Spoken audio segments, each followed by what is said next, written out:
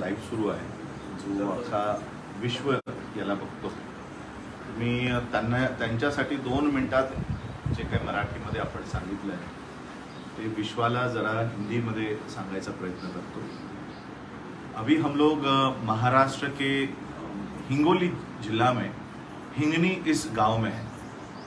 14 अप्रैल 2023 बाबा साहब अम्बेडकर जी की जयंती. अभी मैं लगभग एक महीना कनाडा में था. कनाडा में पूरे देश भर में बाबा साहब अम्बेडकर जी का जन्मदिन पूरा महीना सेलिब्रेट हो रहा है और सारे यूनिवर्सिटी में सेलिब्रेट हो रहा है, असेंबलीज में सेलिब्रेट हुआ, पार्लियामेंट में सेलिब्रेट हुआ, कई सारे देशों में सेलिब्रेट हो रहा है. लेकिन आज जिस महाराष्ट्र से बाबा साहब बिलोंग करते हैं, बाबा साहब का जन्म भले ही महू में हुआ हो, लेकिन बाबा साहब का पूरा जो घर है, पूरा जो वंश है, ये महाराष्ट्र से है. और महाराष्ट्र में हिंगोली, परभनी, ये जो जिले हैं, यहाँ पर अम्बेडकराइट्स या बौद्धों की संख्या बहुत बड़े पैमाने पर है. ये हिंगनी जो गांव है, ये जो लोग यहाँ बैठे हैं, ये एक छोटा सा गांव है. 10 से 15, जैसे अभी इन्होंने कहा, 10 से 15 ही घर यहाँ पर बौद्धों के हैं. अब 10-15 घरों में कितने लोग होंगे? बच्चे पकड़कर यहाँ पर 120 से 150 लोग बौद्धों की बस्ती है.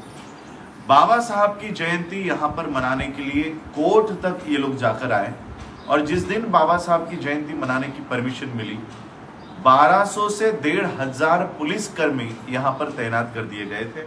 इनका कहना था कि हम 150 लोग 1500 पुलिसकर्मियों का कैसे सामना कर सकते हैं. ये सारी बातें मैं इसलिए आपको बता रहा हूँ कि जिन महामानव को आज विश्व रत्न करके हम लोग बता रहे हैं, बोल रहे हैं, जिन बाबा साहब अम्बेडकर जी के संविधान से ये देश चल रहा है, उन्हीं की जयंती मनाने के लिए इन 100-150 लोगों को, उसमें से भी यहाँ पर मेरे ख्याल से 10-20 तो बच्चे हैं, यानी 100 लोगों को इतना बड़ा संघर्ष करना पड़ता है आज भी 2023 में भी. तो ये बातें मैं विश्व के सामने लाना चाहता हूँ कि एक तरफ हम यूनाइटेड नेशंस में बाबा साहब की जयंती मना रहे हैं, हम लोग कोलंबिया में बाबा साहब की जयंती मना रहे हैं, लंदन में हमारे जो लोग हैं, अम्बेडकर ऑर्गेनाइजेशंस के लोग हैं, कास्ट वॉच यूके है, एम है, AICS है, चेतना फाउंडेशन है और एसोसिएशन है, AIC है. इतनी बड़ी बड़ी ऑर्गेनाइजेशंस वर्ल्ड में काम कर रही है. अम्बेडकर इंटरनेशनल मिशन है. दुबई में बाबा साहब की जयंती हो रही है, मस्कट में हो रही है, लंदन में हो रही है. लेकिन हम आज भी बाबा साहब की जयंती भारत में, महाराष्ट्र में नहीं मना पा रहे. और ये सिर्फ एक गांव की नहीं, ऐसे कई सारे गांव आपको महाराष्ट्र में मिलेंगे जहां पर बाबा साहब की जयंती मनाने नहीं दी जा रही. मैं इस वीडियो के माध्यम से सभी को, चाहे वो मराठा हो, OBC हो या ब्राह्मण हो, सबको यही बताना चाहता हूँ, बाबा साहब कोई एक कास्ट के, एक समुदाय के नेता नहीं है. बाबा साहब ने अपना पद का इस्तीफा इस देश की महिलाओं के लिए दे दिया कि नेहरू सरकार उस समय की जो थी, वो महिलाओं को बराबरी का अधिकार नहीं देना चाहती थी और इसलिए बाबा साहब ने अपने पद का, मंत्री पद का इस्तीफा महिलाओं के लिए दे दिया. इस देश में उस समय की सरकार OBC की जनगणना नहीं करवाना चाहती थी और बाबा साहब अम्बेडकर जी ने OBC को भी आरक्षण मिले, OBC को भी समानता का अधिकार मिले, उनको भी रिजर्वेशन के प्रावधान हो, इसलिए अपने पद का त्याग कर दिया. बाबा साहब ने अपने पद का इस्तीफा कई सारे कारणों की वजह से दिया है. बाबा साहब ने इस देश को एग्रीकल्चर के ऊपर, खेती के ऊपर बाबा साहब ने विजन दिए हैं. बाबा साहब ने पानी के ऊपर, पानी आज सबके घरों में आता है, ये पानी का ही भी सिस्टम बाबा साहब ने दिया है. ग्रिड सिस्टम, ये जो इलेक्ट्रिसिटी भारत में मिलती है, ये भी बाबा साहब की देन है. पब्लिक सर्विस कमीशन, जो आज हमारे बच्चे पढ़ाई करके एग्जाम्स देकर IAS बन रहे हैं, ऑफिसर्स बन रहे हैं, IPS बन रहे हैं, ये भी बाबा साहब की देन है. आप जब बाबा साहब को जब ये रिजर्वेशंस के माध्यम से, पब्लिक सेक्टर के माध्यम से, पब्लिक सर्विस कमीशन के माध्यम से, इलेक्ट्रिसिटी के माध्यम से, पानी के माध्यम से जब आप बाबा साहब को भेदभाव नहीं करते हो, तो जयंती के माध्यम से क्यों भेदभाव कर रहे हो? बाबा साहब, अभी इन्होंने कहा कि जिस रास्ते से गणेश की जो हमारे यहाँ पर गणेश फेस्टिवल महाराष्ट्र में बड़े पैमाने पर मनाया जाता है, महाराष्ट्र में जब गणेश फेस्टिवल होता है तो गणेश की जो यात्रा निकलती है तो वो यात्रा यहाँ रास्तों से निकल सकती है। किसी बाबा की भी ये यात्रा इस रथ से निकल रही है, इस पथ से निकल रही है। लेकिन बाबा साहब की रथ यात्रा, बाबा साहब का जो मिरवणुक होता है, वो आज पुलिस प्रशासन ने यहाँ पर करने से रोका, मनाही किया।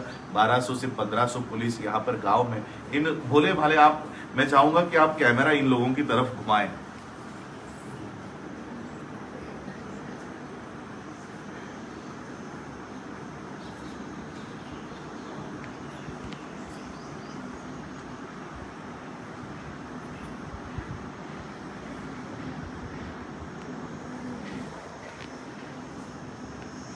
क्या क्या इनमें से कोई भी आपको गुंड प्रवृत्ति का दिखता है? कोई भी इसमें से आपको क्रिमिनल दिखता है? मेरे ख्याल से हार्डली इसमें 25% जेंट्स है, वो भी 50s के ऊपर ही होंगे, बाकी तो सारी महिलाएं हैं। ऐसे महिलाओं को, ऐसे बच्चों को, ऐसे वृद्धों को डराने के लिए, धमकाने के लिए पुलिस प्रशासन 1500 पुलिस कर्मियों को इस गांव में भेजती है। क्यों? तो सिर्फ बाबा साहब की जयंती ना कर पाए। तो ये मैं आज आपको ये गांव से मिलाने के लिए, क्योंकि ये बात मैंने कनाडा में भी कही थी, क्योंकि हमारे दिनेश हनुमंत थे यहाँ पर, हमारे महाराष्ट्र स्टेट प्रेसिडेंट है, इन्होंने मुझे ये बात बताई थी और ये वो सारा गांव को मदद करने का काम कर रहे थे।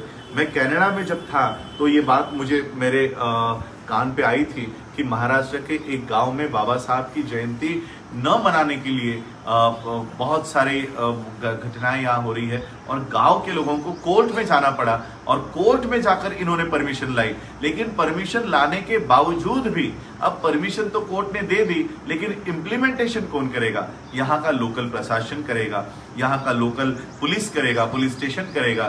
कोर्ट की परमिशंस, कोर्ट का ऑर्डर, ये सिर्फ कागजों के ऊपर रह जाता है, इम्प्लीमेंटेशन में जीरो हो जाता है। इन लोगों को कंडीशन दी कि जहां पर आपके घर है बस वहीं पर बाबा साहब की जयंती मनाई जाए, और मेरे ख्याल से इन लोगों ने वो जयंती इसी गांव में उनके घरों के तक ही सीमित रखी और बाबा साहब की जयंती मनाई। मैं आज इस प्रसंग के माध्यम से विश्व के सामने ये बातें खुली करना चाहता हूँ कि आज भी बाबा साहब अम्बेडकर जी ने एक उनकी जीवनी लिखी और जीवनी का नाम लिखा वेटिंग फॉर वीजा।